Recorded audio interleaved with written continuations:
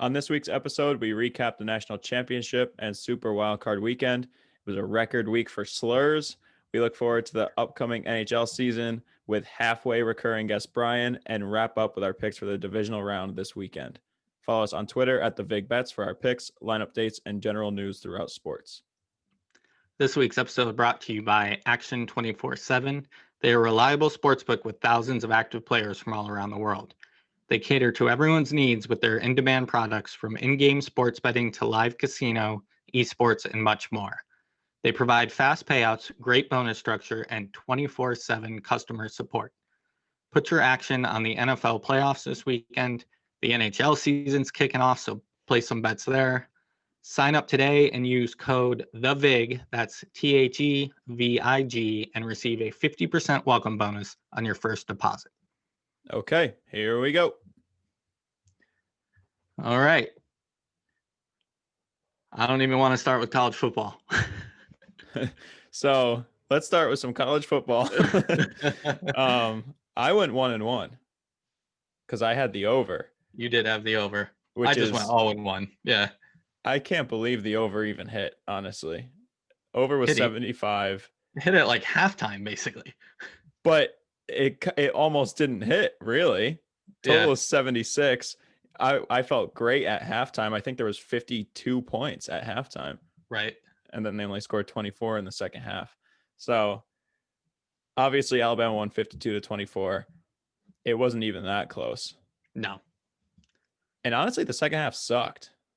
Yeah, I didn't even watch the second half, to be completely honest. I was just over it. Alabama is just a whole different level.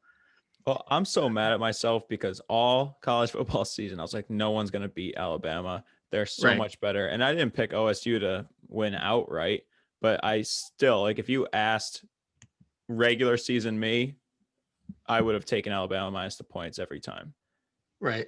Yeah, it's just, I think the way that Ohio State handled Clemson in the semifinal kind of had everybody a little bit brainwashed, right? Like Justin Fields went out there, played out of his mind. They just dominated that game. And everyone's so used to like Clemson being kind of the one team that can hang with Alabama, and Ohio State just completely trashed them. Right. Like for me, I looked at all those trends where basically the underdog covered in all of the national championship games except for one, but now it's except for two. So, and it's been the last two, the favorite is won and covered. Well, and that's the crazy thing too, is this Alabama team this year and last year's LSU team are arguably the top two teams ever in college football. Right. So that's crazy. At least offensively. Right. Devontae Smith obviously had an insane night and he only played a half. He had 12 catches, 215 yards, 3 touchdowns. Right. That's crazy. I say they put in the record books 24 for 430 and 6 touchdowns. But he's going to go top 10. I think he could go 3 to Miami. I know. I just don't see. I see them still taking Penei Sewell from Oregon, but maybe it's definitely possible. Right. Then Jalen Waddle was out there hobbling around. I don't understand that. Why was he in that game? He must have wanted to play, but you would think Nick Saban would be like, you got to kind of protect the players from themselves. He's just a kid. Right. So, I don't know. Nick Saban isn't exactly. I hate Nick Saban. Yeah. Nick Saban I actually don't hate him. Really? Nick Saban is Bill Belichick, but smug. Yeah, I actually do agree with that. Yeah. Like, I don't think, like, as much as Bill is like, doesn't like the media and all that, like, he's not smug. Like, Nick Saban is smug. He's just a smug dude. No, I totally agree. And if anyone is sick of Alabama, I've got bad news for you because they have the best recruiting class in the history of recruiting in 2021.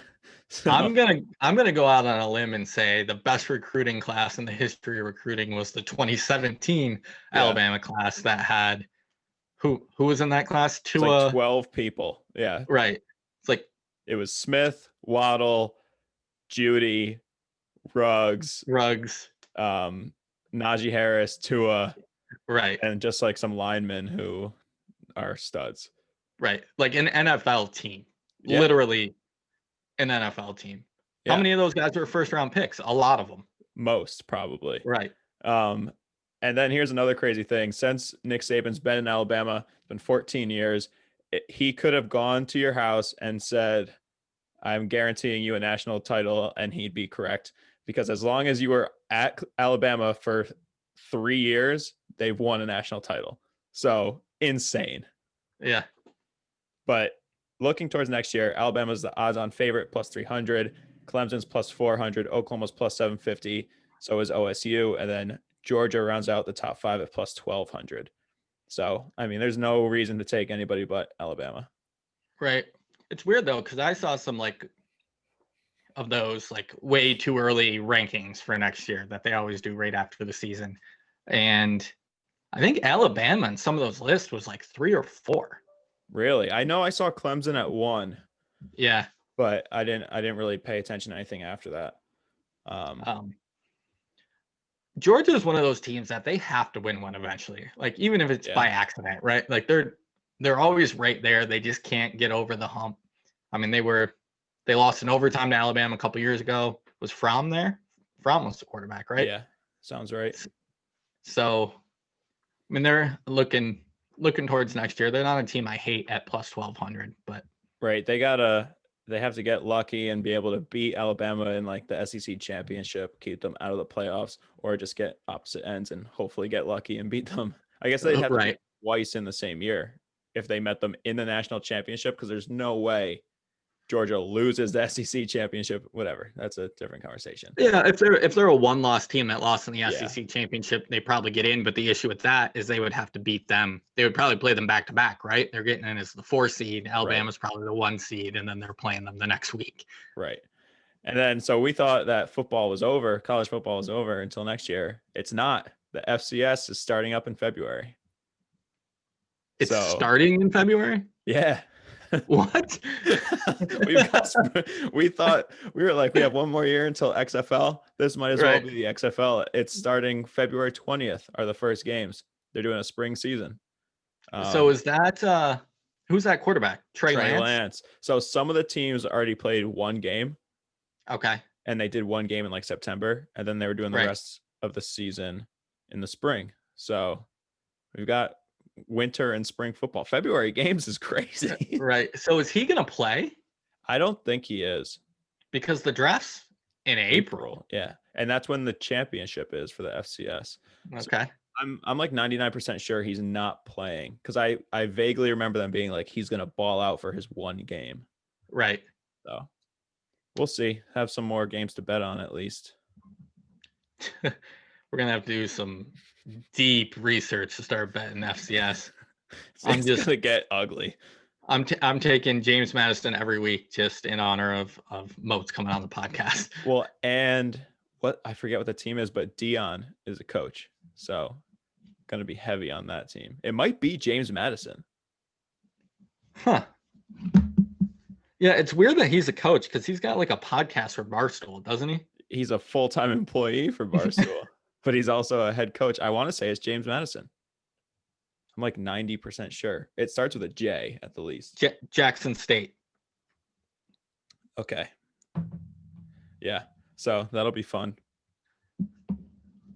But college football, not dead yet. This is the Undertaker gif when he sits back up. Right. Out of the coffin. Yeah. His hand comes through the soil. All right. So let's stop talking about college football. I don't even know what I ended up. Right around 500. I stayed dead even because I was even before this, and then I went 1-1. So right. I think before the playoffs I was even, and then went 1-1 in the semifinals and 0-1. So I might have ended up one game below. But it's not over. We got FCS. So it's not over. It's not over. I'm going to bet 2 games, hit them both, and quit. Yep. But that brings us to Sunday. I actually had a decent Sunday. Let's see. I didn't hit the Bills game. That game ended up, what was it, a 3-point game? Yeah, I want to say it was 27-24. Right.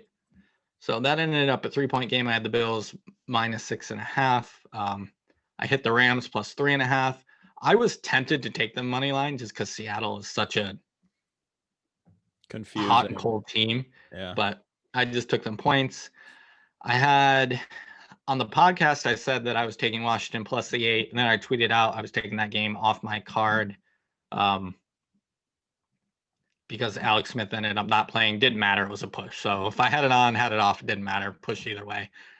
That kid balled out. Heineke, when he scored that diving touchdown, I scored. Right. I was so pumped. That was the most fun I had watching a football game in probably all weekend, at least. He secured himself such a big check. Right. Like, I don't think he's going to start anywhere. Oh, but no. He's going to be on a roster. And he was like the week before studying to take like the real estate exam or something. Mm-hmm. And they were just like, hey, you want to come start this game? Yeah, it's awesome. Just like if he were to be a starter, he would have gotten hurt. Like, there's no way you can play the way he played and he got play hurt. 16 games. Right. He got hurt in one game. So, but he came back out from the locker room after the injury and came back in the electric. It was electric. Right. Yeah. Awesome to see. Good for him. Happy for him. I had Baltimore minus 3.5. I don't remember the final score, but they covered 20-13. Yep. Okay. I had the Saints minus 10. They covered. And then I had Pittsburgh. Just from the opening snap, like what a wild game that was. Terrible. And then the image of Big Ben at the end of the game, just sitting by himself crying. Yeah. I did one of the stupider things I've ever done in my life on Sunday, though. I was like, oh, I'm going to throw together a 3-team teaser too. And then, like an idiot, I picked the opposite of my normal bets. So I left myself very small windows in these games. And I ended up hitting the first hit at least one. Yeah. Both. I hit the Tennessee, because Tennessee ended up being like 9.5 with the teaser. That covered. I think Chicago ended up being 16.5, and they had the score on the last play of the game to cover. Mm-hmm. And then all I needed I had Pittsburgh plus a point, I think. So I was like, oh, yeah, this is cash. Yeah. And then they get just run out of the building. Yeah. And I think too, Seattle, I mean, we keep saying that they're like a confusing team, but I feel like they really weren't. They just were really good the first half of the year. Right. That's really all it was. Russell Wilson had a terrible game, threw a pick 6. He was 11 of 27. He had a QBR of 17.6. So it was a real bad game. Wolford left the game with like a broken neck. Not funny, I guess, but just the picture of him in the neck brace was pretty funny. Right. And he's fine. Rumor has it that he might play this week. Really? Are they doing anything with Blake Bortles? I couldn't believe that move to have 2. He didn't even dress. And yeah, he was completely inactive. Right. I don't get it. Yeah, the Chicago game. So I had Buffalo. That obviously didn't hit. I had Rams that hit. The under in the Tampa Bay Washington game, that was close. It felt bad the whole time and it ended up losing, but it was closer than it really looked. Baltimore, Tennessee over did not hit. Chicago did not hit.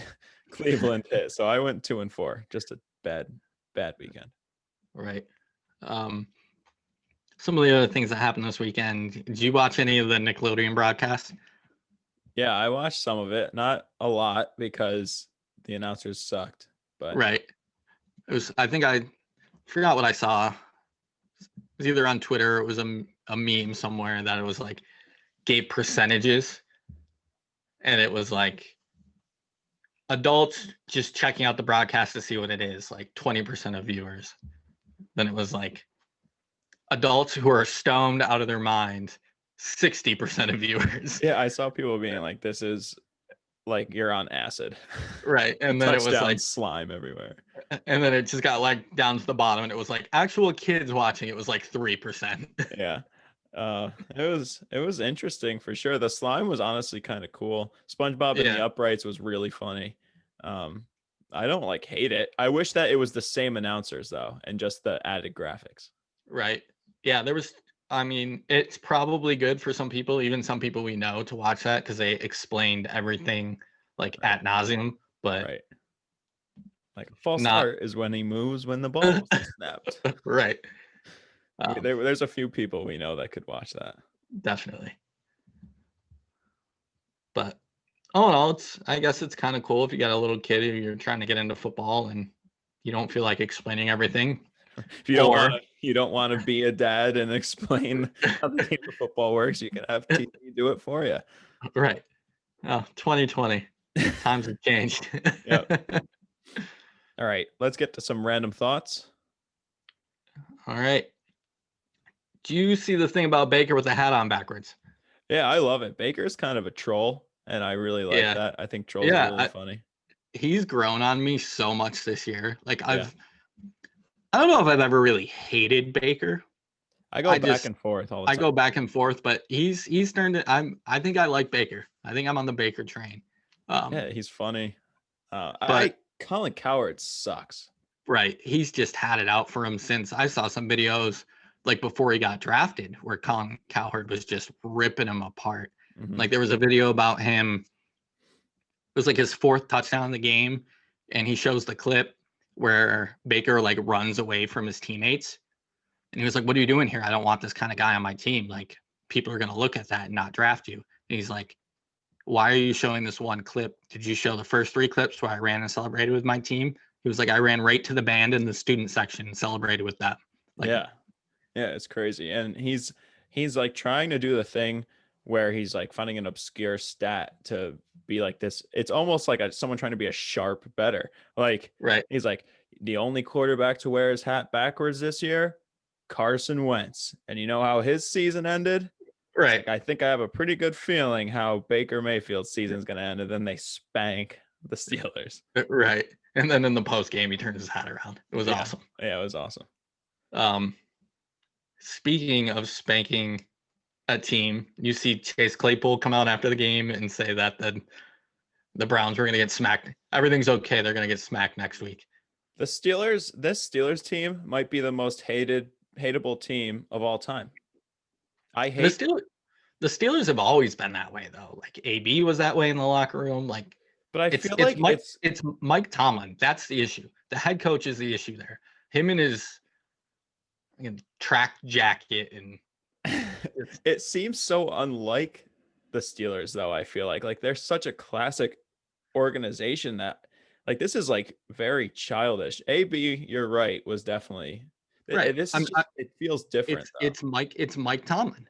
It's been that way since Tomlin. It was never that way when I can't even think of his name. The guy spit all the time. Bill Cowher. Yeah. They were a tight run ship, like hard-nosed football team, and then Tomlin comes in and he's a player's coach, and it's culture change. Yeah, I mean I hate them, and I've always hated the Steelers, but like that is ridiculous. Claypool's absurd. Juju is ridiculous, and I think Juju's a free agent, right? So he's hurt his stock big time. Right. Which could be good for some teams. Yeah, I don't have the numbers in front of me. I meant to get them out, but I'm pretty sure his production declined majorly when AB left. Right. Yeah, maybe he is good. He is good, but maybe he ends up in Tampa Bay because Godwin, I think, is out. Yeah, maybe he does.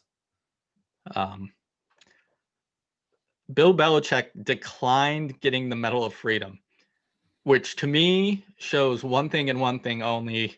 He is aware of life outside of football, which I wasn't completely convinced he was. Yeah, that's a good point. Yeah, he had to decline this. Right. He absolutely had to. But that just seems like a Bill move where he's just like, oh, cool, this award doesn't even have a clue that the Capitol was stormed. Right. And just like goes and accepts this award. Most importantly, a good move on his part because they need some free agents to go there, and you're gonna have a hard time getting some free agents to go there. No, exactly. and really, the medal is a joke. Yeah, it doesn't mean anything. The requirements are like people who have brought safety and peace through culture, and it's crazy. Right. I can't remember who he gave it to. So he gave 2 out last week. He gave one to Annika Sorenstam, and then he gave one to another golfer from South Africa. He's not even American, and he gave him the Presidential Medal of Freedom. Yeah. Definitely weird. Very strange, but smart move by Belichick. Right. And then we got some dumb moves on here. What's this girl's name? Haley Deegan. Yeah. Yep. So she's like, she in the Truck Series this year. I don't know. I have no idea. She's either in the Truck Series or what's the other one? Used to be the Xfinity or whatever it is. Xfinity. Yeah, she's in one of those. She's young. She's like 18. Yeah, I think she's 18 or 19. Right. So she's like the new up and coming female in NASCAR. And she clearly learned nothing from Kyle Larson. So I mean, it is still bad, but it's not that bad. It's not that bad, but you have to know. Like, somebody has already made a mistake on the iRacing doing something similar. No, not to that extent, but well, and I think this was her first stream. Was it? I'm pretty sure it was her first, because I went on her Twitter page today and her first stream was 2 days ago. Okay. So it definitely was her first stream. Right. But she said the R word, if we didn't say that already. Right. Which 5 years ago, probably fine. I mean, how long ago did The Ringer come out? I mean, they couldn't make that movie. They couldn't make that movie in 2020. Well, I remember when I was in high school was like the big push to stop the R word. And so that was 6 years ago. So, right. Yeah. So she was 12. She grew up knowing better. Right. Justin Thomas, on the other hand. It's wrong. I was going to say calling himself a bad word. A bad word. But yeah, it's definitely technology. Has it gone too far? It's picking up everything. Right. Like I even watched the video knowing he said it and I could barely hear it. I'm like, who the hell caught that? Mm-hmm. Somebody with subtitles on probably saw it. Imagine you think the subtitles picked that up. So I don't know.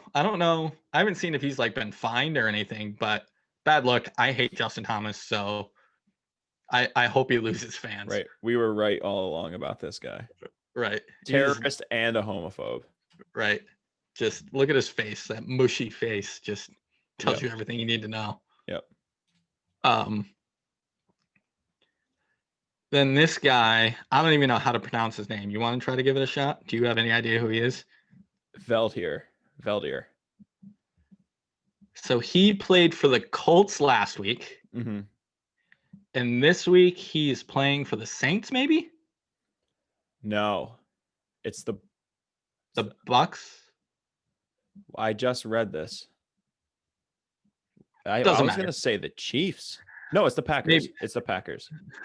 100%. We just listed every team. It's 100% the Packers. Or the Ravens or the Bills. Right. It's one of those teams. Right.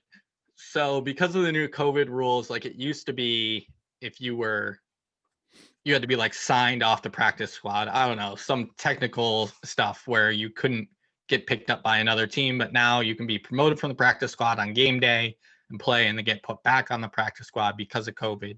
If you're on the practice squad, another team can pick you up. So he was promoted on Sunday to play for the Colts, got put back on the practice squad, and then got claimed by another team. So 2 playoff appearances in 2 weeks with 2 different teams. First player ever. Right. Wild. That's pretty cool. The Colts season ended, but he did not. Right. It's like when guys in baseball get traded in a doubleheader. I think that's happened a couple times in history. Like between games, they just go from one dugout to the other. Yeah. But I hope it happens again. I hope if the Packers lose, I want this guy to play for like 4 different teams and get a ring. Yeah. Yeah, that would be funny. And then last up, James Harden traded to the Nets. That happened today. So I forget exactly what the trade was. I think Victor Oladipo is involved. There's 3 teams involved. Right. Houston, I think, got a pretty good deal. I just looked at it real quick. They got 4 first rounders and 4 pick swaps. So, I mean, I feel like that's pretty solid for getting rid of a guy who doesn't want to be there. Right. There was a ton of moving pieces in this. And I think that tells us a lot about Kyrie too. Like, is Kyrie gone? Yeah. Is he going to retire? I know Stephen A said today that he should retire. I usually hate Stephen A, but anytime he wants to trash Kyrie, I will 100% get behind him. Well, and you just told me this because everything I saw about Kyrie, obviously I don't follow basketball that much, but I thought I saw something like if he comes back or he can't come back as a COVID protocol. But I guess it's because stuff he's doing. You told me he's just gone. Yeah, he's off the grid. He's just gone. That was He's the somewhere title on of the flat earth. right. That was the title of one of the articles because I'd been doing a lot of following Kyrie these days. I don't know why, because I hate the guy. Because I enjoy watching the downward spiral, I think. Right. But one of the articles was like Kyrie is off the grid, and like he hasn't spoken to his teammates, he hasn't spoken to his coaches. Apparently, there was a video that popped up of him at a family birthday party without a mask on. So now the NBA is investigating that, but I don't think it matters. The team came out and said they don't expect him to be back until at least this weekend. Like, who cares? What are you like? What is he doing? I don't. He's a weird guy. Does he still get paid? No. So you like if you don't go to a game, you miss out whatever you would have made for that game. Yep. You don't get your game check. What is he doing? He's a psychopath. Yeah. You Yeah. should try to get him on. Be like, hey, Kyrie, we have this conspiracy flat earth podcast. You want to come on? Yeah. It's off the grid. Right. You can only find it on AM radio. Right. It doesn't get much more off the grid than that. Well, and I saw something too about like his close friends and family are saying they're very concerned. So yeah, that's never good. You never want, somebody who's got mental illness to like go to this extreme, but yeah. And that's what it is. I mean, it's got to be. Oh, 100%.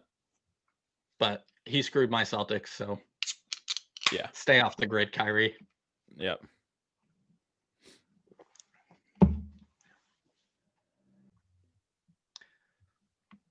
All right, we're going to welcome on Brian. Brian, welcome back. You were on the show during bubble play, I think, right? And we lost the audio track. Yeah. Wish I could say it's the only time that's happened, but that's happened twice to us now. Yep. Not bad. It's been a year. We've been doing this about a year, so losing 2 tracks in a year isn't terrible. No, it's not a bad pace. It's good to be back. Yeah, hockey starts tonight. You're a big hockey guy. That's why we had you on during the bubble, and that's why we're having you on tonight. Obviously some games going on right now. We were just talking about some of the live bets you got going right now, but let's start by talking about kind of the setup this year. It's a little different setup, obviously only a 56 game season, but the real change is like the alignment. Mm-hmm. 4 divisions, all the Canadian teams playing each other. Everybody plays each other 8 times. Is that right? Yeah, 8 times. 8. Canadian has to do 1 extra because they have the 7-team division. Yeah. Right.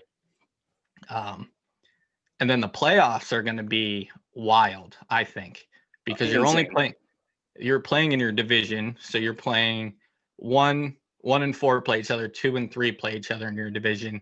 And then the winners of those play each other in your division. So the first 2 rounds of the playoffs are all going to be interdivision. And then they reseed for the semifinals and the Stanley Cup. So you can potentially have like a Toronto Boston Stanley Cup championship, mm-hmm. which is just wild to think about. Yeah. Well, and it's crazy too to think that Dallas and Tampa are now in the same division and they just played each other in the Stanley Cup. So oh yeah, and the best part about this new season coming up is that they're doing the baseball type schedule. So when you go over and play somebody, you're going to play them back-to-back nights, or at least twice in 3 days, which you got to think of regular season beef usually in divisions when you have a little fight and then you got to wait a couple weeks to see them. The best part is if you get in a scrap the night before, you're going to have them the next day. They're going to drop gloves immediately. It's going to be great.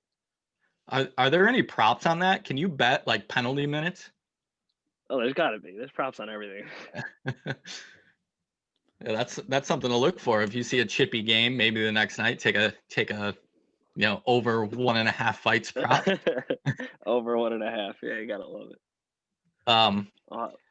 But what does that do for you as far as like what teams you're looking at to win the cup with some of these futures? I mean, do you go about it a little differently, knowing that 2 teams from one division could potentially, traditionally one division could potentially play each other in the Stanley Cup. Yeah. Well, the biggest thing that's bothering me right now is I love Vegas and Colorado. Mhm. So I hate that because only one of them obviously makes it out. My number one pick for the year is Colorado. I mean, you saw like they were like the Tampa of the year before. They were the team that made it, clearly had the shot to be number one and win it, and they just kind of killed themselves. Colorado, if you watch that Dallas series, really struggled and like choked. They basically hurt themselves. They like gave up an own goal, huge momentum shift. I think it was in Game 4, and then Dallas kind of just took over. But I think they're definitely the team to beat. They're the number one favorite right now, along with Tampa. Mhm. And they had a great offseason, adding someone on their defense too. I know that they had a very good offseason. So Yeah, Colorado was going to be my pick too. I'm not the most educated hockey guy, but from everything I did, I like Colorado too. But they are the favorite. It's still plus 650. So good payday no matter what if it hits. And something about this COVID world, all the favorites are winning across the board. That's what I was going to Yeah. say. Was hockey included in that stat that we were talking about or no? Well, what's I that? think So before we were talking about who's going to win the Super Bowl, and we were like, should you bet on the Chiefs because the Dodgers won the World Series? Yep. Dodgers won They the were- World Series. They were the preseason favorite. Lakers won finals. They were preseason favorite. I don't think hockey was included in that, or were they? I totally agree with this actually though, because Tampa Bay was. yeah, Tampa Yeah, Bay so was the they- Tampa Bay preseason was. favorite. Yeah. Yep. Right. So is it going to keep happening? Probably. It feels like this is Yeah. all just one long year. Like this is the same. It's a different season, but it's within the same year. Yeah, I mean, I love that theory though. I mean, with no fans, it almost makes it a practice. And when you think Right. with practice, there's less momentum shifts, which is also great for live lines. So when you look at these games, the scoring changes in these first two games that have already happened, like Philly and Pittsburgh, there was like three or four scoring changes, or at least where they tied it up. And I think that's because without the fans, it's harder to pull away from a game when you got all that momentum. When you score, you're just scoring, and it's not as deflating. So with live lines, there's plenty of opportunity in hockey, I feel like. Yeah, and I feel like when hockey came back, weren't the overs going crazy? And already tonight, the first game, Penguins Flyers 6-3, Canadians Maple Leafs 4-3. There's still 12 minutes left, and Blackhawks man. Lightning is 3-0 end of the first. So maybe we hammer overs for the first few weeks until Vegas catches on. Yeah, for sure. That's how it was with the bubble too. I mean, I think the first, I think was it unders or overs? I remember there was something that was crazy. I thought it was overs, but maybe it was unders. I remember it was stuck at like 5 and it wouldn't move. I'm pretty sure it was overs, but I might be wrong. Yeah, I remember it was at least like 12 for 13 when it first came back. Yeah. It was ridiculous. So is this new schedule, like the 56 games and all these divisions, is this just for this year? Yes. Okay. Yeah. So what I'm hoping is that they're trying to get back on track. They're doing this 4-month. It's literally after today, it's going to be 115 straight days of hockey, which is fucking heaven. I can't wait. It's going to be amazing. But I think they're trying to do the 2-month playoff, have a 2-month off season, and get right back into the normal shift of things, adding fans and getting back to normal. Right. So starting next October. Yeah, I hope they get back on track because this shit is throwing me off. Oh, Right. yeah. So are you looking mostly at live lines, or you're betting pregame stuff too, right? Like you have this whole, I mean, every time I talk to you or see you, you're supposed to be doing something else and you're sitting there looking up hockey stats. I mean, you're probably back to what, like the 80s now, looking at trends. Literally. I mean, the game's changed so much. I don't even go that far back. It's ridiculous how much different the game is. But you're right. I do go pretty far back. So are you betting pregame? Are you looking at live lines? Or are you kind of just doing it all? You have like what's your formula? What's the method to the madness? You know what? It would take me all day to sit here and kind of just to tell you what everything that goes on in my head when I look at these lines. But like you said, I use statistics like normal, sports bettors do, like past meetings between them. I go back years with that. I'll go back 20 years when it comes to past meetings, like things like that. Also, I do look at the number side of things. I love finding value. You get overvalued when you look at puck lines in hockey. Like tonight, for example, Colorado -1.5 is plus 200. It's like, I don't know. I could really see that happening. And it's just like, Right. I look at things like that where I think hockey is a overvalued sport where there's spots where you can take advantage of it because it brings in the least amount of Vegas's revenue, you know? Right. So that's why I think the lines aren't as sharp. I think it's a hidden gem of sports gambling. That's why I study it so much. Yeah, that's a pretty good point. Are you much of a hedger at all? Because we don't hedge on this podcast. I have heard, and I scream at my friends. I am the biggest hedger you'll ever meet, dude. I take money when it's mine and I run with it. I am all about making the money on the spot. Like if I can type in my password, hit enter, and it means I make money, then I'm gonna do it. That's just how it is. Yeah, I mean that's probably the smart thing to do. Right. Yeah. So you have, how many futures did you play? Just Colorado, or did you play a couple? I'm gonna actually wait. I mean, I don't think that even if they win the first 3 games, I don't see that dropping too much. So I'm just gonna wait on it. If anything, I'm gonna hope for them to lose the first couple, gain some value, because either way, what is it gonna move to? 500 at the most, and I would still take that. So say you take Colorado and they're in the cup, you're gonna take the other team in the cup. Oh, I got the Buffalo Bills right now, and I swear if they make the Super Bowl, it's hedged immediately. At least to win my money back. If the Bills win the Super Bowl, I'd probably 75% hedge it. Yeah, something like that, because go Bills. Right. But besides that, I mean, like you said, I bet on everything. A big thing that I'm kind of just watching and hovering over is the live lines this year, because it's madness just to sit on your computer and follow live lines. It's just it'll drain me for 3 hours while I watch these games. But right. I mean, that's something I am studying for the future. I do that with basketball, and basketball is probably even a little more tedious because that changes by the second. Every possession, those lines change. So like NBA playoffs, I have 3 TVs set up on a wall downstairs by my bar, and I literally watch 3 games, watch the live lines, and just wait till the moment is right. It's work, though. It is work. People don't understand that. That's when I have my super team put together. I'll have a guy just sit on the live lines. This is your job. You work from 7 to 1 at night when the 10:30 game ends. Just lock in and hammer these live lines, get some value. Right. Yeah. But I've never been able to get into basketball. I know they're identical seasons with hockey, but the games are just too much scoring. I'd lose my mind watching a live line in basketball, It's so frustrating too, especially because I prefer watching college basketball, and a lot of these college teams are just not good.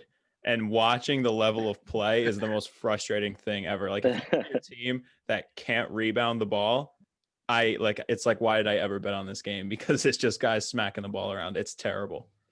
Yeah. I can't do basketball, man. Mm-hmm. It's tough too. The nice thing about basketball, because of the runs, you can usually kind of middle. Like you can get one team at plus 15 and then turn around and get the other team at the same spot in a 10-minute swing in the game, and then guarantee yourself money either way. Right. Oh yeah. Oh, I got a little scoring update. Oh, here we go. Toronto just tied it up, by the way. It's 4-4 over there in Toronto. Okay. That's a great game, man. There's a great prop that I saw for Austin Matthews to score a goal in the game. I don't think he has yet, though. But he scored in his last 4 home openers. That was a good little stat. So for a prop like that, are they doing shootouts anymore? Oh, I actually haven't looked into the overtime rules. But would that count as scoring a goal if someone scores in a shootout? Yes. Okay. 100%. That's a goal. They're actually one of the teams I'm kind of looking at taking. They're plus 1,000 right now to win the cup. I think they were 3rd in the league in scoring last year. They're one of those kind of up and coming teams. So that's a team I'm gonna be following. As much as I hate Toronto, yeah, I think they could. I think they could potentially win. And really, they don't have the competition some of these other teams have playing in that Canadian division. I mean, really, there's them, Edmonton, and then who else? I mean, you can count Montreal. Montreal's not going to go down easy for sure. And then, I mean, you could put it at the bottom of the pack. I don't think Ottawa's going to make any noise, to be completely honest. And then who else do we got? Winnipeg and Calgary don't sleep on either. They're always middle of the pack, And especially with these Canadian rivalries, they're going to stick around. They're going to stick in the middle. Edmonton and Toronto are going to float at the top. And then your big question mark is Montreal. I feel like they could be at the bottom or they could be at the top. Right. You know, But they're all on Carey Price, you know. But they seem that Canadian division kind of seems to have the easiest path to get to the Stanley Cup. For sure, because you're staying in that division. Yeah, that division until the isn't too bad. semifinals. Right. So that's kind of why I'm leaning heavily on Toronto here. Like, you know, at least to get in, and then like you said, you can hedge once you get there. I'll let you hedge for me since we don't hedge on this podcast. But yeah, I'll take the password. I mean, you look at, you know, Tampa Bay and Boston, they're playing together, right? They're in the same division. Yeah. No. No, they're not. So they're considered the Central, I believe. Okay. Tampa. Yeah. Okay. I mean, we all know the craziest division is that Boston division. It's unbelievable. Right. Yeah, the Right. rivalries are awesome. Oh yeah, you have Boston, Washington, Pittsburgh, and then you got all the New York. You got Islanders, Rangers, Sabres, and then you have Philly and the Devils. Poor Devils, man. Oh God, if I could bet them to be eighth in that division, I would. I'm sure you can somewhere. And then the West Division too. I mean, I feel like that's a decently easy division. I mean, you just have to be top 4, right? Yes. So right. The Kings were bad last year, correct? The Ducks, the Sharks, not great. So, I mean, I feel like it's got to be Vegas, Colorado, Blues, and then who's the 4th team? Maybe the Sharks? I don't know. Maybe Minnesota, honestly. Yeah. I just don't even know. That's a big question mark. I mean, I would be so shocked if Colorado, like you said, the Blues and Vegas don't make that. I mean, those teams are all cup contenders in my eyes. Yeah. Right. And two of my favorite ones are in there. That's what bothers me, you know. Mm-hmm. Yeah, Colorado and Vegas, and then the reseeding works with regular season scoring, right? So once they're through whatever the division, then they get reseeded based on points. Regular season points. Right, regular season points. So it's crazy. I like it though. A little variety. Yeah, and then the Central, you got that. I was gonna say, well, the old system, it was like Pittsburgh and Washington played every year in the first round, and then it was always Boston and Toronto in the first round. Yep, 3 years in a row, I think. It'll be nice to kind of spread that out and see some of these other teams get a shot to get knocked out early, I guess.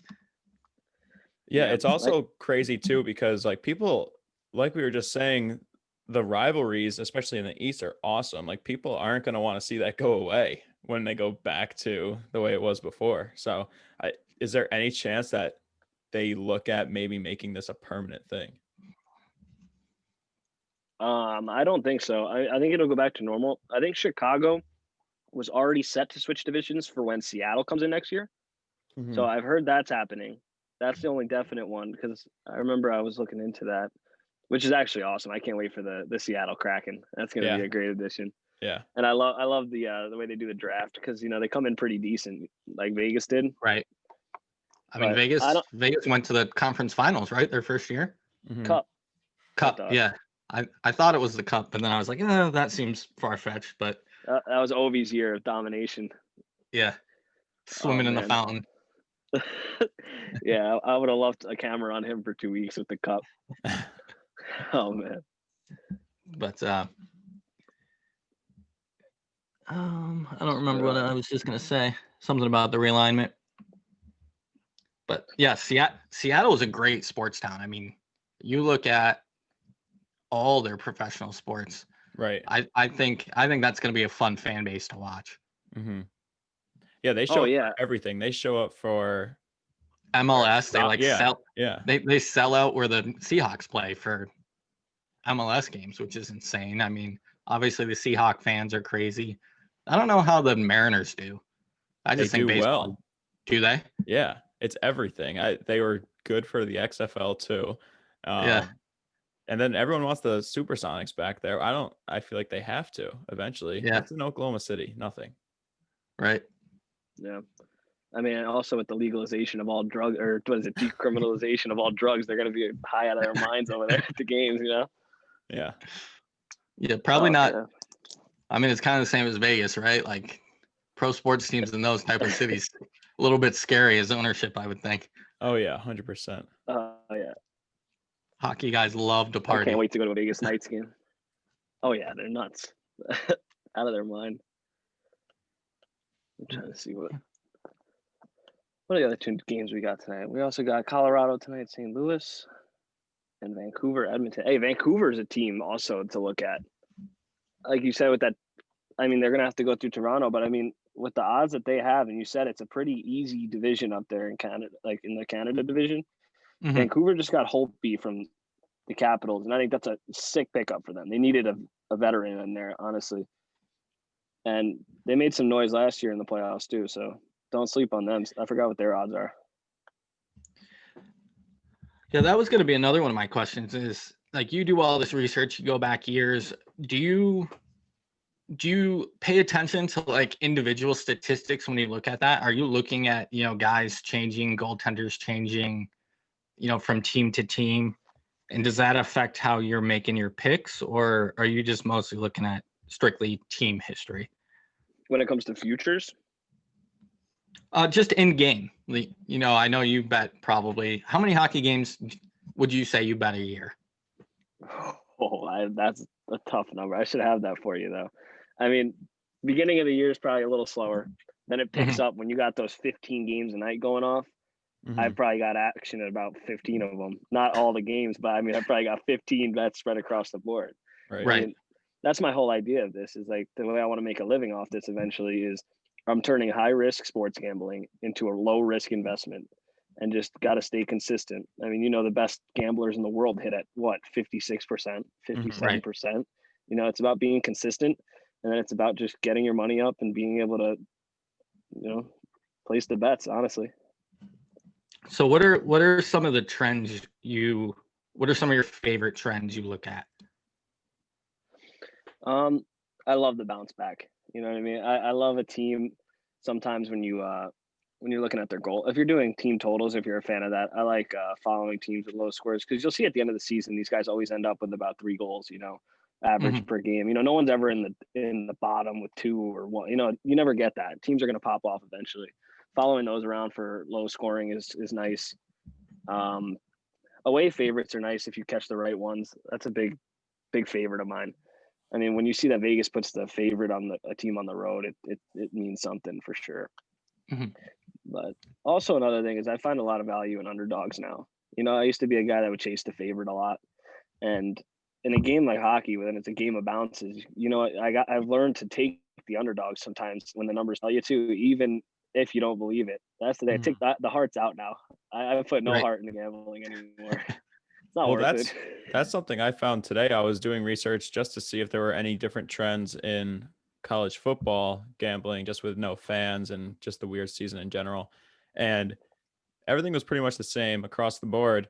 But one thing I found out is like, it's the underdogs are winning at like 52%, while favorites win at 48%. And it's just something that you never really think about, but it seems and that's money line or against the spread. Okay. I was gonna say money line. Holy shit! That's a lot of no. Against the spread. I'm hammering every underdog next year. How many college games are there a year? Probably 10,000. Every single one. Yeah, I think last year in a normal season there was something like 500. I don't even know. Right.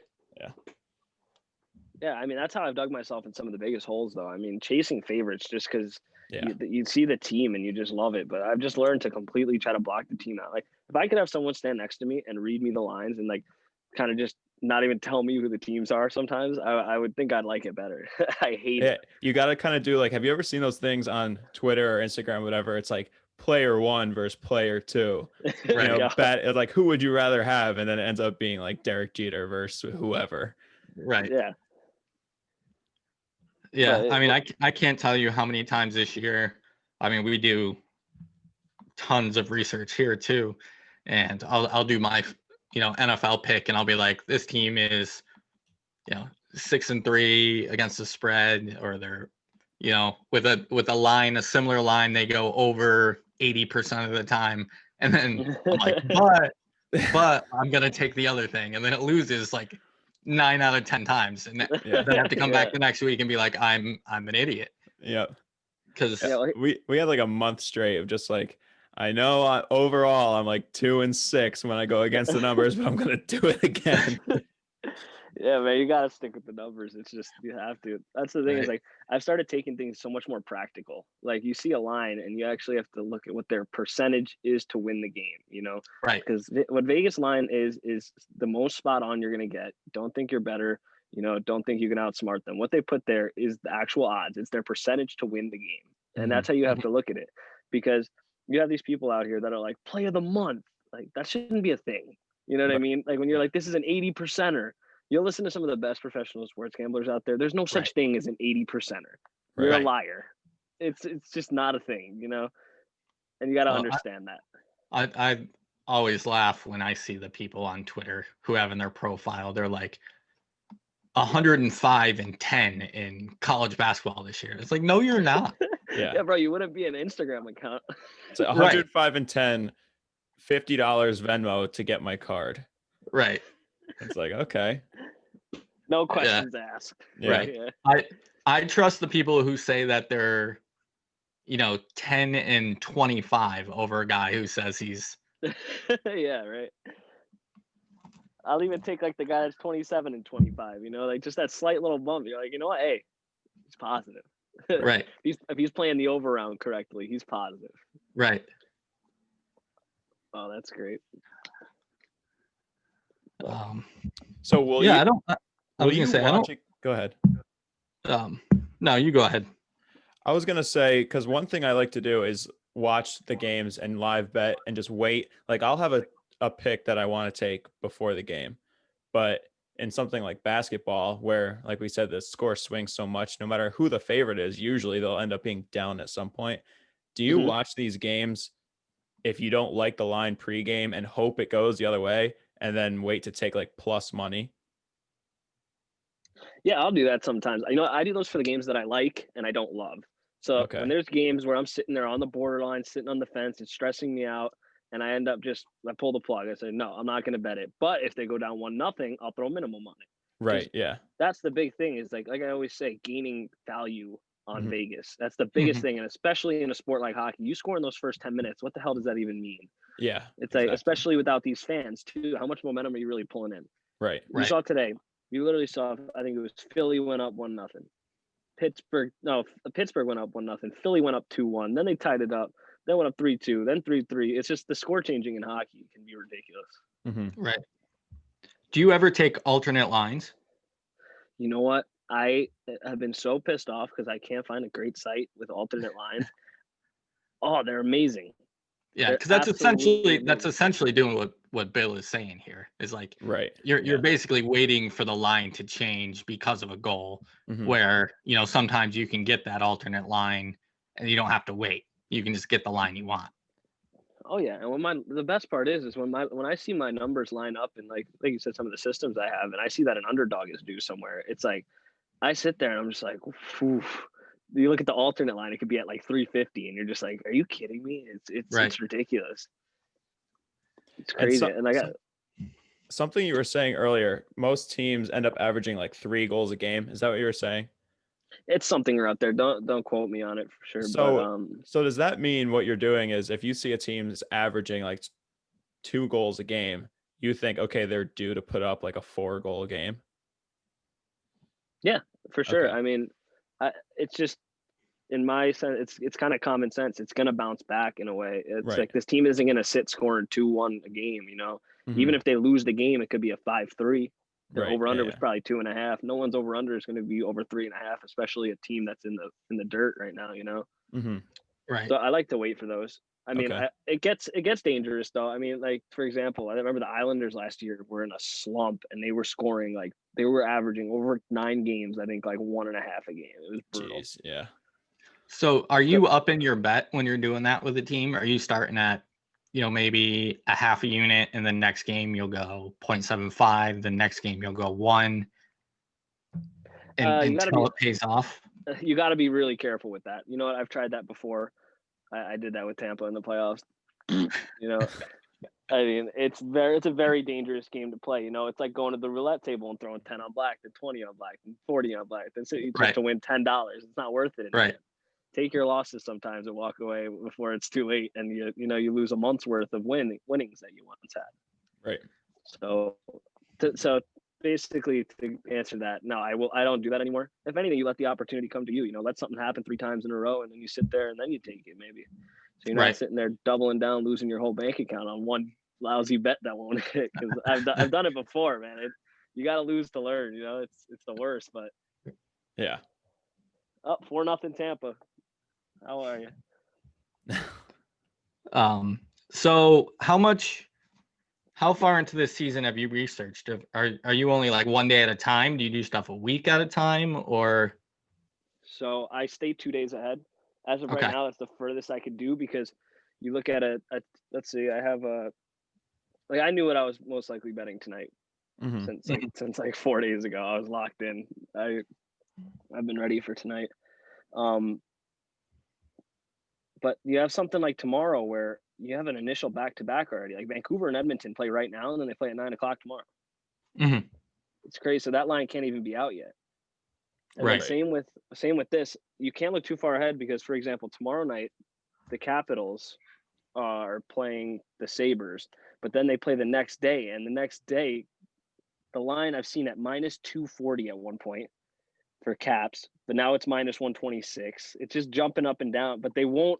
The thing is, they don't compare that underdog line to it. They leave the underdog like at plus 120. Right.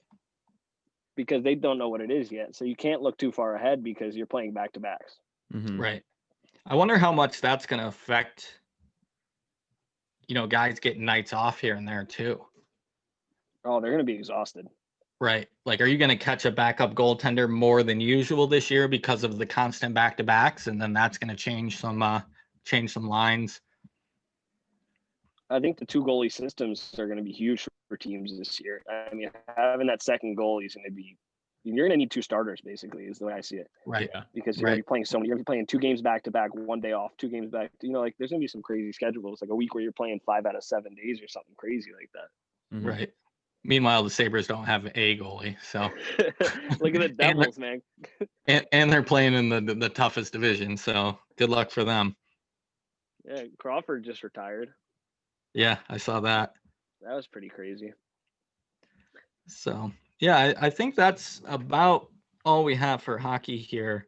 Do you want to give us your favorite pick for maybe Friday, if you've looked that far ahead?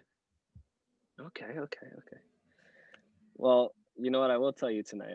I wasn't gonna tell anybody, but because I swear I hate telling people my picks, man. It really bugs me. They never hit when you tell them. I do that all the time. I'll go on a hot streak. We do this once a week. We do that once a week for like 12 picks each.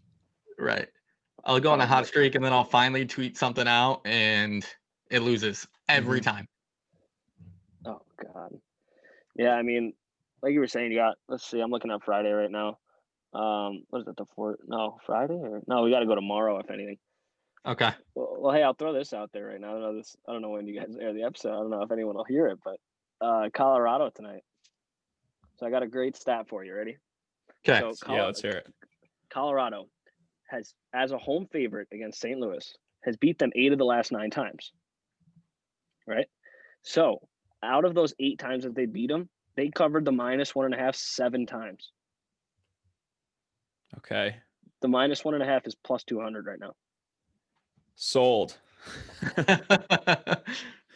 What time is that game? 10:30. I'm fucking going to bed right at 10:30. All right. Well, my other bet of the night was Tampa. I mean, cross my fingers. Hopefully they don't fucking blow it again. But right. I mean, I love 4-goal lead. That would be tough. So you said Colorado -1.5? Yeah, I love it. I mean, like I said, 7 out of the last 8 times of beating them. When I said 8 out of 9, covered the 1.5, and you're putting that at plus 200. With this team coming out with still a bad taste in their mouth from their cup playoff loss, I mean, they got to come out hot right now. Yeah, right. Makes sense. All right, and it's on TV tonight, so I'll lock it in. 10:30. Let's do it. I'm glad I'll be in bed because I'm scared to watch it. Yeah, I feel that. I was I like betting the college basketball games that aren't on TV, just so I have a harder time getting to it. But I'll always end up finding a stream anyways. But sometimes I'm like, oh, there's no stream for this one. I guess I can't do anything. And then I end up just following the game cast anyways. But I try to make it as difficult as I can. Oh yeah. I mean, like I said, my if I have my phone on and I see that first goal get scored and it's not the team that I want, I'm going to be up watching my phone. Yeah. Right. I love turning my phone off. I think it's so great waking up in the morning and just seeing what you did. Yeah. No, I agree. Takes the stress out of it. Yeah, And stop having bad dreams. It also takes the temptation out of trying to like double down. Like, Yeah. Hey man, that's the big rule. Do not chase. Right. Oh my Do God, I not know. chase. I've Oh done my it way too God. many times. Yeah, man. And I think that's the biggest thing moving forward for me is like this. I count this as actually my first professional year betting. And I say pro, I'm not a pro, obviously, but I'm treating it as my first career. I'm logging everything. I'm keeping track. I actually have other people's money. I have 4 investors right now that have given me money to bet for them this year, which is a whole nother story. But right. No pressure. Right. No That's what pressure I at was all. gonna Yeah. say. I was only in my room from 7 to 7 this morning. Literally, I was there for 12 hours today just looking at these games, but doing all right so far, having a good night. And like I said, it's just I'm not telling people picks, especially when I got other people's money on it. It's like Right. I can't. I'm So how keeping it does to that myself, work? man. How does that work? How often do you check in with these people? Is this a year-long thing, or is it like, month by month basis? I do weekly. So I tell them that I'm going to update them every Sunday or Monday. So Sunday night or Monday morning, depending on the Sunday night slate of games. Because if it's a lighter one and I choose to kind of take it off for the night, if I'm doing all right for the week, that's a big thing is like, if I'm up, I take the W, that's something I've learned that you have to do, especially like when I used to bet parlays. By the way, I don't do that anymore. No more parlays. That's how you lose money. Yeah. but it's just, yeah, you can't do that. I'll give myself a 2-team parlay, 2-leg parlay every once in a while, but that's pretty much where I max out to, because you're right. It's just a quick way to lose money. It looks good putting down $25 to win $1,000, but it doesn't happen. Yeah, it's crazy, man. But there you go, Toronto overtime winner. I love that game going to OT. I should have thrown it. I knew it. Had you distracted. Oh yeah. All right. Well, I think we're both gonna take that Colorado game tonight. If it hits, we'll have you back on sometime. If it doesn't, delete my phone number. Yeah, come on. You'll be hearing from my lawyer if this doesn't hit. Yeah, so let's see. I got that, and I don't like the Vancouver Edmonton game. It's going to be a battle. I think Edmonton's over-favorited there, but I'm not going to mess around. Right. So Vancouver house. Put the house on there. No. Hey man, I want to be a 3-time guest here. I don't want to. I don't want to be kicked off. Right. Or I should say 2.5, maybe. Yeah, from the last 2.5. Over under 2.5. All right. Well, we appreciate you coming on. Maybe like once the playoffs start, we can get you back on here again. Get you live and in person again. Hopefully, get it all figured out. That was kind of the problem the first time around, trying to record too many people in one place, and then it didn't record. So yeah, for sure. Well, yeah, thanks guys for having me. I love coming on. It's fun, man. I love talking to you guys about better. Yeah. All right. Go Avalanche. Yeah. Go Avalanche. Later, guys. See ya. All right. See ya. All right. So that brings us to divisional round. That's what it is, right? Yep. Yeah. Wild card, divisional, championship, Super Bowl. Yeah. Got 2 games Saturday, 2 games Sunday. I will say it was awesome having 3 games both days, with only the one team getting a bye and the extra team in. So 3 games each day instead of 2. Yeah. But we're back to reality this week with only 2 games each day. So first up, Saturday. What do we got here? Rams at Packers. Packers are -6.5. The total is 45.5. Yep. Okay. I'll start off here. So, all right. Potential snow showers. Potential snow game is awesome. It's going to be 33. It's a few days away, so it could change.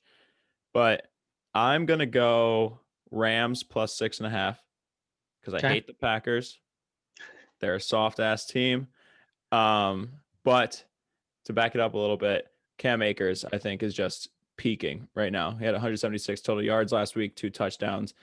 Packers, if they struggle on defense, it's the run game. So I'm also tempted to go under here because of the Rams quarterback situation. They're going to be running it a ton, but I'm going to stay away from that. I'm just going to take Rams plus the points. All right. So I got some numbers for you here. I have the Rams are 10-7 against the spread. The Packers are 10-6. The Rams are 5-4 on the road and 5-2 as the underdog. The Packers are 5-3 at home and 8-5 as the favorite.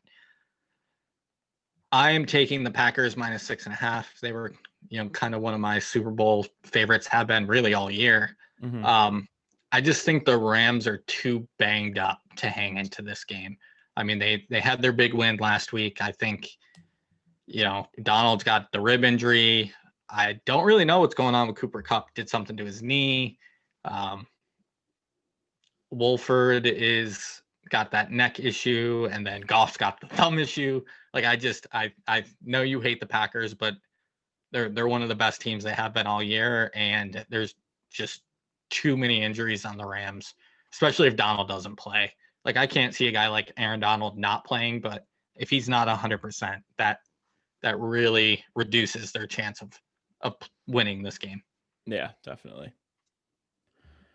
And then next up, we've got at 8:15 on Saturday, we have Ravens at Bills. Bills are 2-point favorites, and the total is set at 50. What are you thinking for this one? So Baltimore is 11-5-1 against the spread. Buffalo is 11-6. I think these are the two best teams against the spread this year. Mm-hmm. Baltimore is 6-2-1 on the road. Buffalo is 6-3 at home. Baltimore is 2-0 as the underdog, and Buffalo is 7-5 as the favorite. I think Baltimore is the team that the Bills did not want to play because they can run the ball, and they can run the ball in multiple different ways. That's where the Bills struggles, their run defense.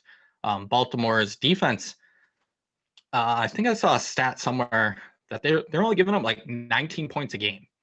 Yeah, they've been really good the second half of the year.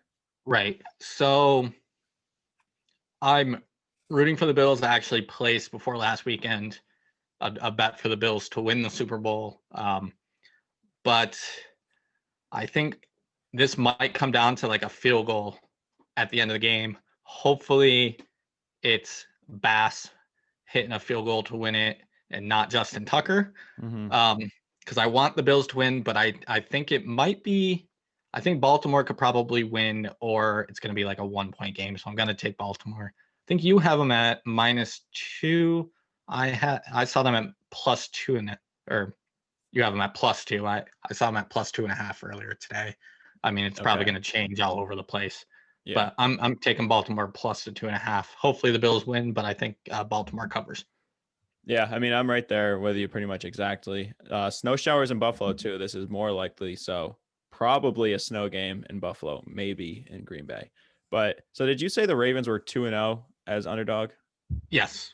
So this stat must be going back to last year too. They're 5-0 against the spread in their last 5 as underdog. So it must be going to last year. But pretty much everything you said. Baltimore leads the league, 195 yards rushing a game. The Bills allow 4.7 yards per carry. They allowed 163 yards to the Colts. And really all the Bills can do is pass. And the Ravens are 6th in the league passing defense. They have Marcus Peters, Marlon Humphrey. So I want the Bills to win, but I'll take the Ravens plus the points. Probably, I mean, like you said too, I think they could win outright. Right. And I will put one of those disclaimers on this game. If it's a blizzard, I'm taking the Bills. Okay. I don't think it's supposed to be a blizzard, but okay. I like that. Because Lamar has come out and said he's never played in the snow, grew up in Florida, played at Louisville. He's never played a snow game. The one bad weather game they played this year, they got blown out by a terrible New England team. Yeah. So I don't know if he can do it. I'm not convinced he can do it. Yeah, that's actually a good point.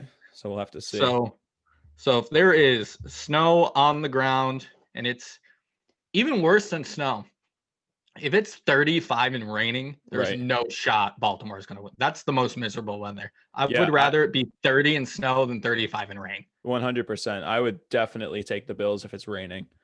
Snow, maybe if it's coming down good. Yeah. Right. So game time decision on that. But as of right now, I'm taking Baltimore. Yep. All right. Next up, we have Cleveland at Kansas City. Kansas City is -10. The total is 56.5. Cleveland is 7-10 against the spread. Kansas City is 7-9. Cleveland is 4-5 on the road, and 3-3 is the underdog. Kansas City is 3-5 at home, and 6-8 is the favorite. So quite the opposite of that Ravens-Bills game. These teams just don't cover ever. Mm-hmm. I'm actually going to take Cleveland plus the points. Kansas City has not won by more than 6 points since week 8. Yeah, which I saw that. Is a ridiculous stat. They either start slow or they don't finish. Mm-hmm. I feel like they have yet to put together a complete game this entire season.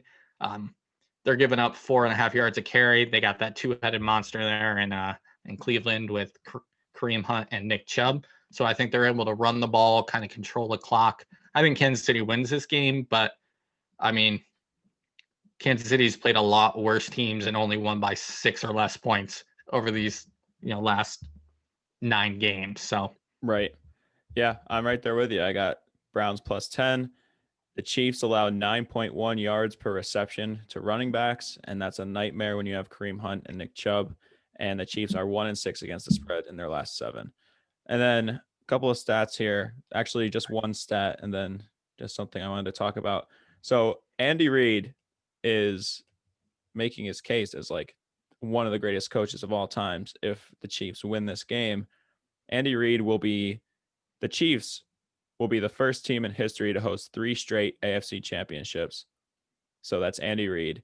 And only one team in the NFC has done that, and it was Andy Reid and the Eagles, 02 to 04. So pretty cool stat for Andy Reid if they do win.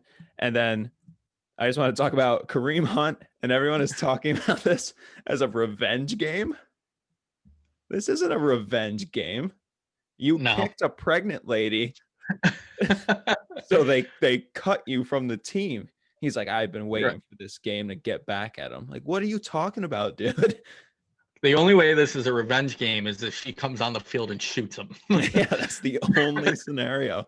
I can't believe it. Like, the Chiefs did not do Kareem Hunt wrong. No, they didn't. Yeah. Delusional. Yep. All right. And then last up, we got the Old Man Bowl here. Crazy. These guys are both, what are they, 43 and 41? Yeah. I think. Sounds right. The oldest quarterback in the AFC left is Baker Mayfield at 25.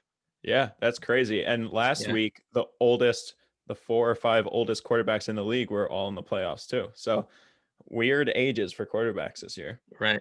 Yeah, it's like 20. I think Baker and who else? Mahomes are both 25. Yeah. And then Josh Lamar Allen and Josh Allen are both 24. Yeah. And then you go over the other side and it's like 43, 41. I think Rodgers is 37. Yeah. And then Goff is young, but he's still, I think he's like 27. So he'd still be the oldest guy in the AFC, but yeah. So what are you looking at for this game? So what is it? Bucks at Saints. The line is 3. I struggled with this one. Mm-hmm. I wanted to take a total, but I couldn't settle on that because I didn't really like any of the lines. Tampa Bay is 9-7-1 against the spread. The Saints are 10-7. Tampa Bay is 4-5 on the road. 2-1 is the underdog, and the Saints are 5-4 at home, and 9-6 is the favorite. Third matchup between these two teams. I'm going to take the Bucks +3 because of that. It's very, very difficult to beat a team 3 times, and you're getting points with that. And the Bucks just seem to be clicking right now. They're playing the best football they have all year, and it's Brady in the playoffs. Yeah, that's a good point. I'm on the other side. I'm going to go Saints -3. So the Saints are 7-1 against spread in their last 8 as favorites. They put up the highest totals against the Bucks this year, 34 and 38. Like you said, it's hard to beat a team 3 times, but the Saints did it in 2018 against the Panthers, so they can do it again here. And I think the stat that stood out to me here is time of possession. When the Saints met the Bucks for the second time this season, they had over 40 minutes time of possession. So Bucks were just flustered. I think they ran the ball 5 times that game because they just had no other choice. They had less than 20 minutes time of possession. And it looks like the Saints are going to come into this game with that same game plan because last week they had over 39 minutes time of possession. So not much change here for their game plan. They have Kamara and Michael Thomas. So I'll take Saints -3. All right. Is that the only one we disagree on? No, that and the Packers game. Okay. I was going to take a total. I wanted to do 5 picks, so I had odd number, Right. but I didn't like any of the totals seem just too spot on. Like, yeah, this game was one that I probably spent the most time on this game and really wanted to take a total, and I just couldn't. Well, and I took I took the under in the Steelers Browns game, so I'm like still scarred from that.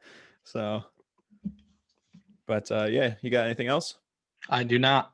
All right, that'll wrap it up here for us at the Vig. Ask us some questions on Twitter, and we'll answer them for you next week. See you guys. See ya.